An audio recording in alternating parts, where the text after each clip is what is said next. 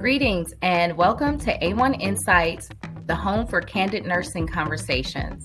Today, we're discussing maternal mental health for people of color with Andrea Clark Horton, an attorney and ordained minister and counselor who's passionate about the holistic well-being of God's people, especially those in marginalized communities. Andrea is currently a PhD student in religion and psychology at Garrett Evangelical Theological Seminary and is training to become a licensed clinical professional counselor. And Patience Riley, the communications manager for the Perinatal Mental Health Alliance for People of Color.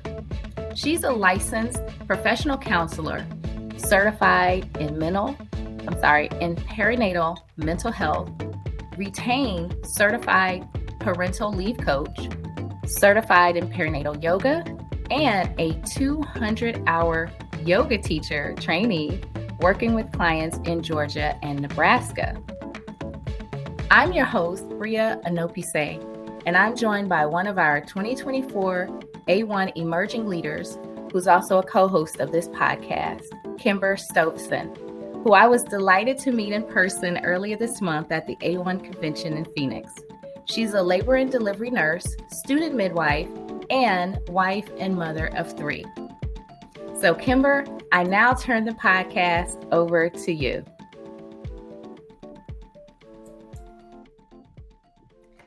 Hi, thanks Patience and Andrea for joining us today. I really appreciate you guys giving us a bit of your time. And thank you, Bria, for helping coordinate all of this. So we're just going to get started. Patience, this first question is for you.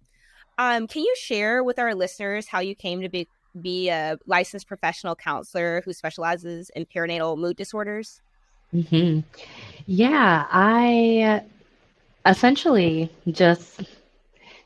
when I started my counselor journey, I originally wanted to do research. And then I decided research was going to be too boring. I wanted to actually get more hands-on. So that's a little bit of how I got into the field because it wasn't really a plan at all.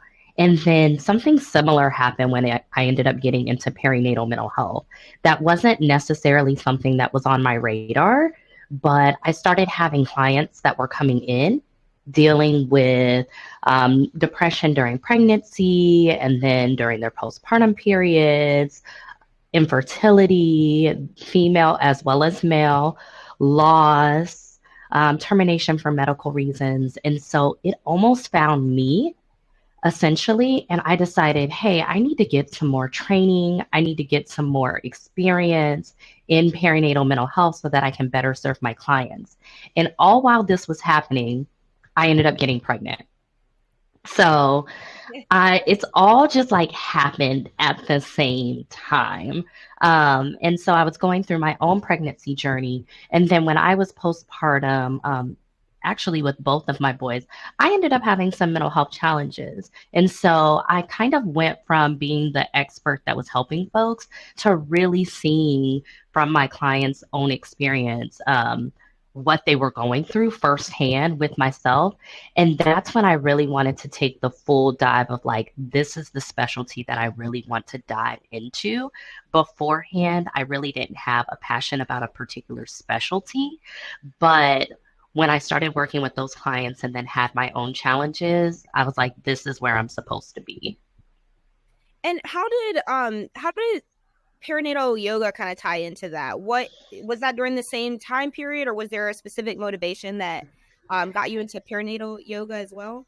Yeah, so yoga itself has a lot to do with my healing journey. After I had my first son, that's when I actually enjoyed yoga. I tried yoga 3 times beforehand, and I just didn't like it.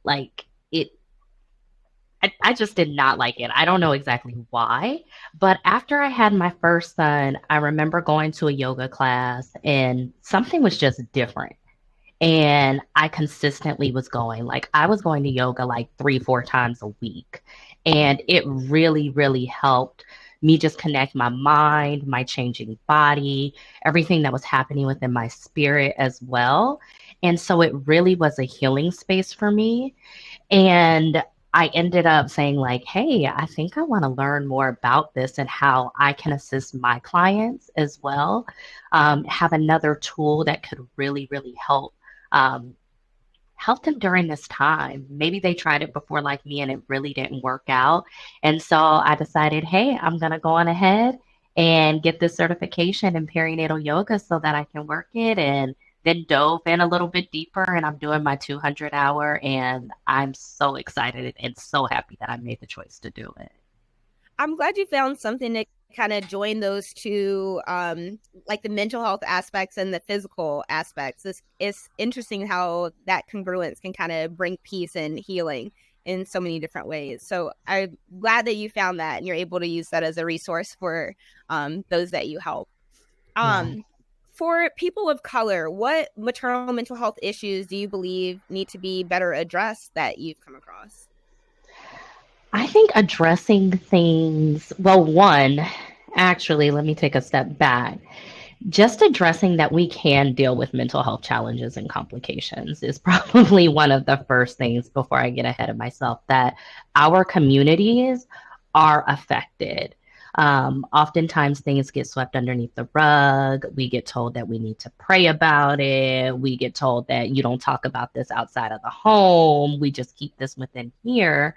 However, we experience mental health challenges as well. We need to take off the strong Black women capes and actually be given permission sometimes to take those off as well. So, still breaking those stigmas within our communities, I would say, is like one of the really, really, really big steps that I see. And I'm so happy when I do see folks that come through my door and they see other like providers of color as well in all their spaces. And they're like, I feel like I can kind of talk to you, that you might get it. I don't have to code switch as much. Yeah. And then also realizing that we can experience stress in our bodies because we store so much stress there. And it almost seems like that ends up being the catalyst of like, I have all of these ailments and these physical things that are happening to me. So then I end up, because I'm physically broken at this point, and I go get some assistance, and maybe that provider's telling me that it might be stress. And they show up to me after that, and we're kind of connecting all of those pieces. Sometimes I wish we didn't wait till it got to those points, or we didn't wait till it got to crisis areas. So breaking the stigma and also connecting that stress can affect us in all kinds of ways is a lot of what I see, and I wish that we could tap into a little bit earlier. I really appreciate that, the idea that we as people of color, women of color, parents do sometimes seek permission to be vulnerable. And I do think that's a really great point. That strong Black woman kind of stereotype is, it's a survival, it's kind of a tool we use for survival, but it does have its detriments, right? And I think I just find that really interesting because I also had a midwife that I was speaking to earlier this week that talked to me about adrenal fatigue, how she has like all of these women come in and they're like, I'm so tired, like I'm just so exhausted, and they can't figure out why. And it's just because they've been going and going and going, and we kind of put ourselves on the back burner and address everyone else's needs. But the permission to be vulnerable is really what a lot of people are seeking before they seek help. So I do really appreciate you bringing up that point, that it's okay to not be okay, and it's okay to seek out these resources. And I think, Andrea, I just wanted to ask, what are some common barriers to accessing mental health care that you see with the people that you work with? Yeah. Thank you for that question. I think some of this touches on some of what patients brought up. I think that there's cultural stigma. A lot of times that presents itself as a barrier, right? And so as much as we have been handed the cape, handed the narrative, and that as one psychologist put it, One Black female psychologist named Shanika Walker Barnes put it is that the strong Black woman trope is like the hegemonic Black femininity. And so it is what is normative when you talk about being Black. But I've also heard of this from other clients, like other clients of color, is this strength, and part of that is silence, and part of that is and part of the silence that does a disservice to our mental health is that we won't talk about, we don't even know what therapy is about, right? We don't know what therapy is. We don't even want to talk about it. We have this perception of what it is and who that's for. And what that would require of us then is to question, what's the narrative that we've been given about who we are if we're not this stereotypical strong Black or strong woman, right? So I think stigma is one thing, and as a scholar who is studying psychology and religion, and so thinking about the places where our mental health meet our faith, and how our institutions kind of re-inscribe those really negative and damaging narratives about what it means to be to seek mental health care, like patients brought up, just pray about it. We can pray and seek help. We can pray and believe that God has graced people to understand how for us to care for our emotions, our minds, our feelings, right? I think the other thing is that there are a lack of providers of color, and sometimes what is a barrier to some folks wanting to access care is like patients talked about the code switching and not wanting to have to explain. I live inside the experience of being a Black woman in this country, right? And so there's certain things that my clients can come and they don't have to explain, because they know, although I'm not them and I respect their individuality, that there's some spaces like of resonance, some stuff that we don't have to say, right? Some ways that we feel like we can be more vulnerable because that one barrier has already been eliminated when I show up and you look like me. But there are not enough of us. Those of us who do the work and who live in the bubble and who know so many other practitioners of color, we feel like there are these brilliant Black folks doing this work, brilliant brown folks doing this work everywhere. But really, it's a very small percentage of us who are actually like trained and actually doing the work. So I think that's another barrier. And add to that, the ways that, how do you pay for it? How do you pay for it? For a number of folks who are uninsured or underinsured, or their main insurance is Medicaid or state provided insurance, it's hard to find providers who will take that insurance. Those people are not in a position to self-pay, and providers, this is the work that we do and we love, we've been called to, but we also need to get paid, right? And so there's only so much sliding scale and free service we can provide. And so I think that the systems are broken in some ways that really present barriers to people accessing the care that they need. Do you have any strategies for our listeners to try to eliminate some of these barriers and access some of this care that's so desperately needed? Yeah, I think that there are lots of solves for that. So Patience and I both work for Postpartum Support International, right? I'm the director for the Alliance for People of Color, and we do a lot of work with equipping professionals of color in this space to be able to become experts and great resources for people of color who are looking for help in the perinatal period. And so we're training the providers, but we want to let the help seekers know that on PSI's website, you can search for our providers, and you can do specific searches for providers in your area. But also, if you're looking for a provider of color and there's a person that's named themselves as that, you can like delimit the search by doing that.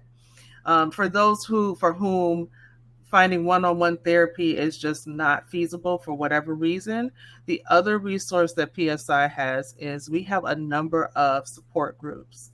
and they are peer support groups led by people. All the people leading our support groups have some lived experience. Some of them happen to be clinicians, some of them are not. Patients leads one of our support groups or co-leads one of our support groups. But it is a space where you can access support for free, no cost, right? And then we also have, PSI has grown so much. We have now over 50 support groups, and they are organized around different markers of identity, different experiences. So we have a Black Moms Connect support group. We have one for Asian moms. We have one that's conducted in Spanish for Latinx moms. We have one for Black moms who've experienced loss, for BIPOC people who have birth trauma. They just started a one for neurodivergent parents. So there are, those resources are there. And the other thing I'll say about PSI is that we also have a program where we can match you with a peer mentor, somebody who has experience. If you're a help seeker looking for just some one-on-one, and you want to be able to walk this leg of the journey with somebody who understands. We have trained peer mentors who can do that with you. There are local resource coordinators in just about every state. And so if you connect with us, then we can get you connected to somebody locally. And then we have a free 24-hour a day, 7-day-a-week hotline. And all of the hotline counselors are trained. Over 60 languages are spoken. So those are some ways to finding what part of what we want to do as the Alliance is to get that information out there. And so that people are not finding that they're limited by their financial resources. But I also think that for us as providers of color, to take and to share the information about how we can become better equipped experts in this area. So telling our colleagues, I just told a bunch of my colleagues at my site where I've been working about our training, and that for providers of color, we provide, the trainings are expensive. We have scholarships that cover the cost or most of the cost of those trainings, right? And so we are, a lot of times what happens in communities of color is that there's a word of mouth, right? Mm-hmm. We pass things along by word of mouth. And so if my girl tells me about it, I'm gonna trust my girl if she went and went to one of the support groups and went through the training. And so this is not just like some propaganda because my girl said it's good, right? So we have to be that for one another as providers too, to bring one another into the fold. I want to use this opportunity. I have not talked to you all before this podcast here, but when I started midwifery school in 2022, I started, I was like 37 weeks pregnant or something. I was 39 and 2, because 2 days after I took the perinatal mood disorders course that's offered by PSI, I had my third daughter. But I took the course, and I actually took it because I wanted to double major, get a master's in my mental health and my nurse midwifery, but I wanted to take your course too. So I went ahead and emailed when I saw information. I don't even remember how I saw the information. Emailed the your Mental Health Alliance and the People of Color email that you guys have. You guys gave me a full scholarship to take that 2-day training, and it was amazing. It was so informative, so thorough, and I was just like, I need to do this right now. My director actually told me I need to calm down a little bit. I need to just do my midwifery and maybe do one program at a time, since I also was like freshly delivered like 2 days after I started midwifery school. But the program was like so inspirational, and just, I mean, it was so much great information. And it did end with a lot of resources for both the people taking the course, for how, you know, we find more resources, but also connecting those that we wanted to work with, our patient population, with resources, paid, free, like support groups, all of the things that you mentioned. So I do want to give a little shout out to your program. I thought it was amazing. so informative. I have my book and I reference it all the time. It was great information. And I mean, it was expensive. I did not have to pay for it because I was able to get a scholarship that you guys offered me. But I mean, worth its weight in gold for sure. So anyone listening that are interested, here's my little advertisement for their program. They are not paying me for this. It was amazing. I sought it out on my own, and I was very, very impressed by the educational content and what I took away from that program. So thank you for offering those scholarships. They've been super helpful, and I have used it with the patients that I work with as a labor and delivery nurse to point them in the direction of some good resources to help them. So thank you for that. We love to hear that, Kimber. Thank you. It really was. Listen, I have been travel nursing like cross country, and I have that big thick booklet with me. My husband's like, "Why are you carrying this around?" I'm like, "This has good information. I need it." So some of the questions I was going to ask, you guys have kind of woven into some of the responses, but you spoke a little bit, Andrea, about the Perinatal Mental Health Alliances and some of the services provided. I just want to know if there was any other little services or tidbits that you wanted to add to that, because you've already given us so much good information about it with some of your other answers. Yeah, I mean, membership in the Alliance has its privileges, right? As they say. So all of our Alliance members are members of PSI. PSI is a professional membership-based organization, and the Alliance was founded in 2017 by 3 dynamic women of color as its own entity. And as it grew and as the urgency for the work grew, PSI brought it under its umbrella in 2022. And so all of our Alliance members are PSI members, and so you get all the PSI benefits. There's discounted continuing education credits offered by PSI in general. But for Alliance members, we also have our own continuing education series. Our members are allowed to, they're usually 1 credit, 1 CEU, but you're allowed to attend any of those, as many as you want of those for free.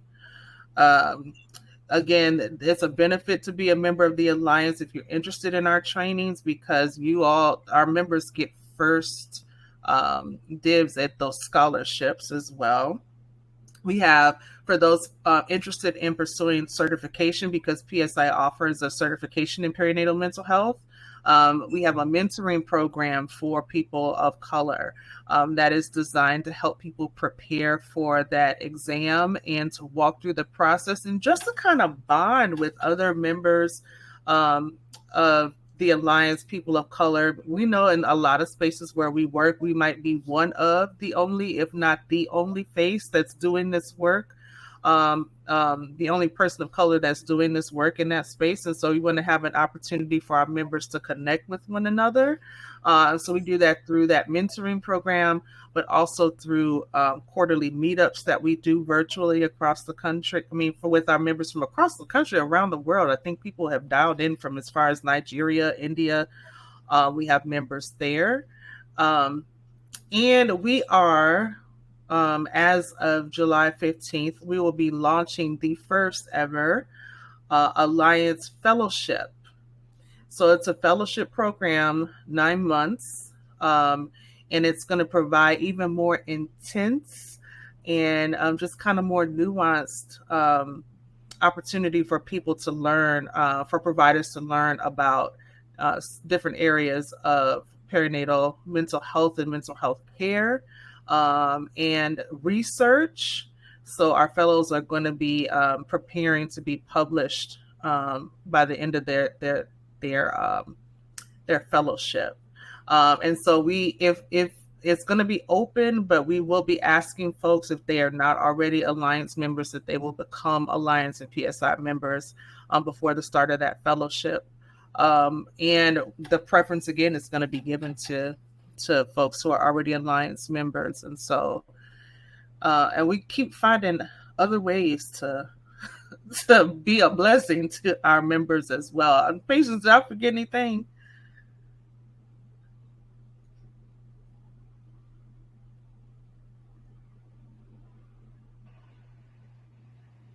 Okay, I was trying to get myself off mute. In addition to just members and things of that nature, just for the public, there's a lot of ways. Andrea forgot one of the big parts that she plays a role in. We have live stream events every single month just to provide educational information to the world. Essentially, Andrea is the host of one of our live streams, Coloring the Conversation, on perinatal mental health, where we talk about various topics. So anything from loss. We have one that's actually coming out this month on IVF journey.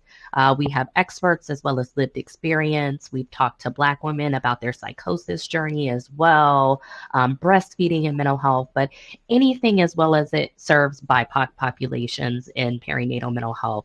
We also have 2 live stream series that are in Spanish.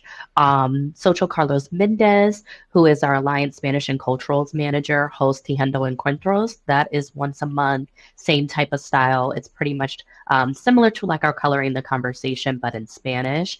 And then our communications associate, Daniela, she hosts Tejendo Historias, which focuses on survivor stories. And it's an Instagram live that takes place. So this is a way that even if you are not a PSI or an Alliance member, you're able to gather some information for free once a month from experts as well as survivors so that you can take this hopefully into your communities, your families, your spaces to let them know about all of those things. You forgot about your show. And to our listeners, we are going to share some social media and websites so that you can access these resources and refer back to the podcast if you want to hear more about where to find these live streams and the fellowship program. I did want you to to mention a little bit about your PSI National Conference. When is the conference, the national or annual conference that they put on? So our PSI, we do an annual conference. It moves around the country. This year it's going to be on the East Coast in Washington, D.C. The pre-conference starts July 24th. The main conference starts July 26th, and it goes for the weekend through the 28th. I don't want to mistake and say how many sessions there'll be, but there are different tracks. I know that there's a track on paternal and family health. There's always a psychopharmacology track because we have a lot of psychiatrists and prescribers who are also members of PSI. And there are a couple of other tracks, but you can pick and choose which workshops you want to go to. The Alliance usually has an open house during lunch on the Friday, and we just kind of talk about our work, who we are. This year, I'm hoping that the 3 women who were the founders of the Alliance will make a cameo with us just to say hi to everybody. And then we do a meetup. And we really focus in our meetups is for our BIPOC conference attendees, members or not, on Saturday evening. And we really try to focus on providers, not only getting to connect with one another in person, but we want to talk about preventing burnout and caring for ourselves. And we will be doing, as a combination with that this time, we're trying to do something to bless the community. We always want to leave the community a little bit better than when we found it, when we come into a city. And so we're going to be combining our meetup to do a service project that will encourage women or families from a local organization to also take moments to care for themselves, and we'll be providing them little care packages for them to do that. Our members are going to help us put those together. I love that. A little lift as you rise action. That is great. Always leave places better than what you left it. So I want to wrap it up with just a two more questions. We know that nurses, especially like obstetric and neonatal nurses, have a lot of patient facing time. So what advice would you give for them as they care for the antepartum or laboring patients that may have mental health challenges, including both during pregnancy and during the postpartum period?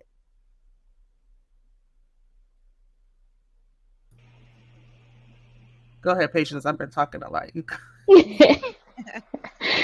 I always think that there's a space to, one, show compassion and keeping our bedside manner in mind as for the birthing person as well as their partner that is in the space and in the room, and providing education as well. So like I know you said that like you carry your big book around with you, and that really excites me to hear that that's something that you do, because when you're there, you can always kind of slip into conversations that you're having, a little bit of psychoeducation of, hey, I just want to make sure that I'm checking in with you. I understand that sleep might seem a little bit difficult right now, but rest is extremely important. Like you may not want to run through like a full sleep hygiene type of thing, but also just instilling the importance of rest of both parents, if both parents are there, talking to them if they have,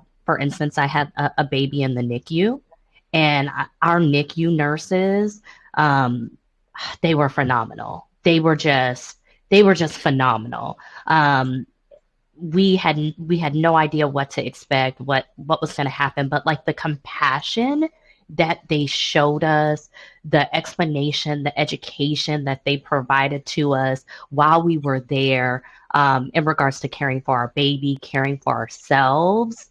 Also, it just went such a long way when it came time for us to go home, even with our little one. So also having that education of like parents that have a baby like in the NICU or some type of complication during, before their delivery process, they have a greater chance of experiencing a perinatal mood complication. So some of your education and just interweaving of your knowledge base of, hey, these are some ways that you can care for yourself, care for you, care for the baby as you're going on, really on at that bedside, it can have an everlasting, sting. It did for me. I know when we did our coloring the conversation and we had one of our nurses on there, we had a flood of comments of people that were like, my nurse was my unsung hero. I don't know what I would have done without my nurse if my nurse wouldn't have been there, if my nurse wouldn't have,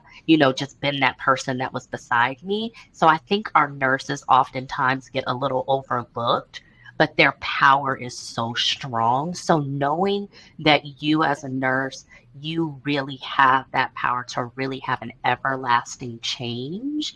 And most of the time, you just being there, caring, serving is enough, and your patients really trust you. And so they might actually trust you, like how Andre was saying earlier. This person tells you to kind of focus on this. I know I trusted my nurses, and I focused on the things that they encouraged me to focus on, because I really trusted them in such a vulnerable time. I love to hear you say that, because I think the last 2 episodes that we've recorded, I've referenced the AWHONN conference a lot, but these conferences you learn so much at. But that was one of the things that was repeated so often in a lot of those sessions, is that the nurse is the most trusted profession. And oftentimes they're the person that you see the most when you're in a hospital situation, like at a hospital stay. So I think that the ability to influence and educate your patients in that time that you have with them is super important for, one, providing them with education, but also like leading them to resources, because a lot of times we see this stuff every day, but for someone that's having a baby, this is a once, twice, 3 times in a lifetime event. So it's not the same as someone who works there 3 days a week, might see tubers every shift. So I do think that is a great point to point out just how influential that time that you have with your patient as a nurse, either a labor nurse or a postpartum or NICU nurse, can be on that patient for helping them to understand that, this is your opportunity to have education, but also here are some resources that you can utilize when you're no longer here with us. I just wanted to add to that, Kimber, because I actually, before I came to PSI, I worked as a hospital chaplain for 6 years, and I was on the mother baby units were my units. And again, I cannot, my mother was a nurse, and so not an L&D nurse, but she was a nurse. So I sing nurses' praises all day long, right?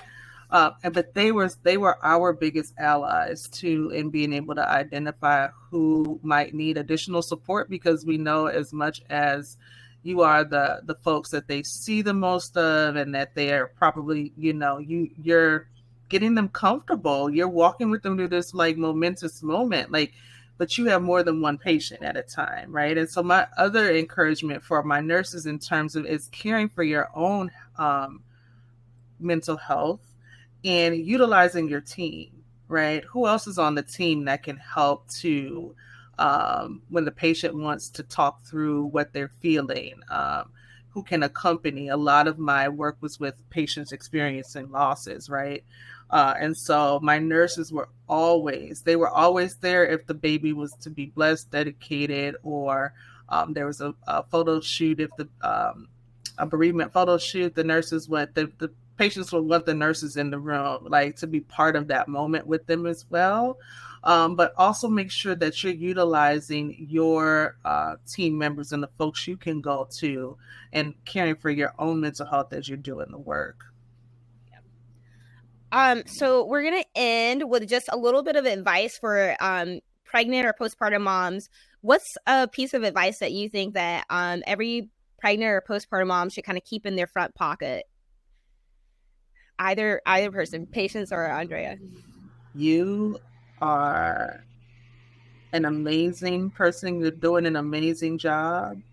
This is a hard job, but you're doing an amazing job. And for the moments that you feel like you're not, and you feel like you're not yourself, there's help for you. There's somebody who is wanting to talk to you and ready to talk to you about how you're feeling. Nobody expects you to be perfect.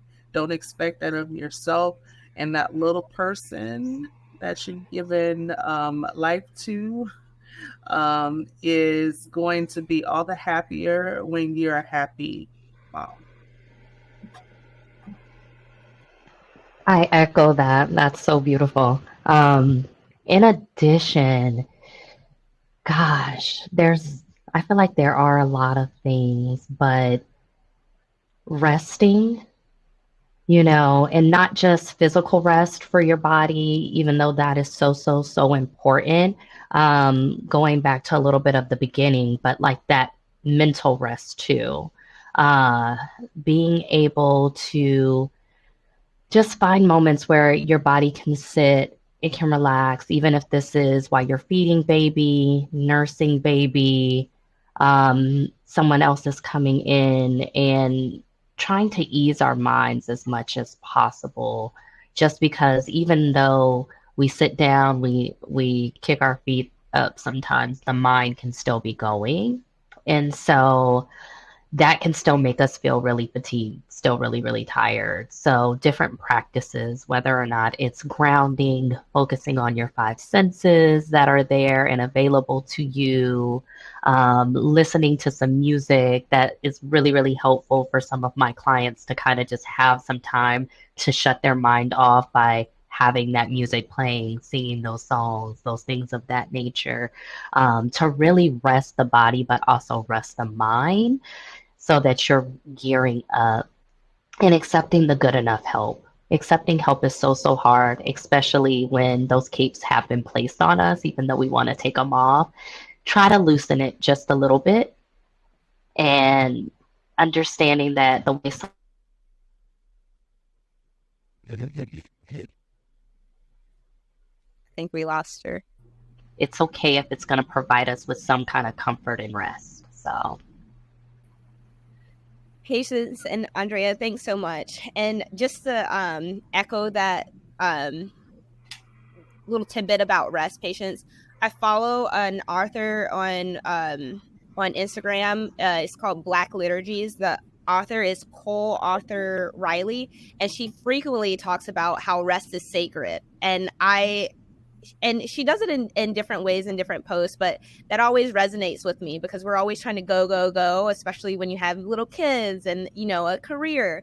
But rest really is so sacred and so needed. So thank you so much for bringing that advice for these moms, and I hope that they hear the podcast and they can have some good takeaways from that. Bria, I'll turn it over to you. Oh, yes. This was good, y'all. Thank you, Andrea and Patience, for sharing with us how your maternal mental health calling found you both, and how you've each chosen the pathway for your healing as well as those that you serve. Kimber and I are honored to share the solutions that the Perinatal Mental Health Alliance for People of Color offers, especially in communities where seeking mental health support has long been stigmatized and birthing people often feel shut out by the many barriers. It feels good to know more about the hotline, support groups, the therapist search options, and even the opportunities to grow in your mental health care expertise. As Kimber said, your training for perinatal care providers is worth its weight in gold. So to our listeners, what did you think of this episode? Did we give you enough information to act on? We certainly hope so. So please leave us a review and let us know. We appreciate the time you granted to us today. Please tell a colleague or a friend about this episode. Visit awhon.org/podcast to read the full bios of Andrea and Patience and see the links to follow the Perinatal Mental Health Alliance for People of Color on social media. You can also download the resources they shared with us today. To hear us again, you can re-listen to the episode. You stream it on wherever you listen to your podcast, or you can watch us on YouTube. So thank you again. Be well and stay safe.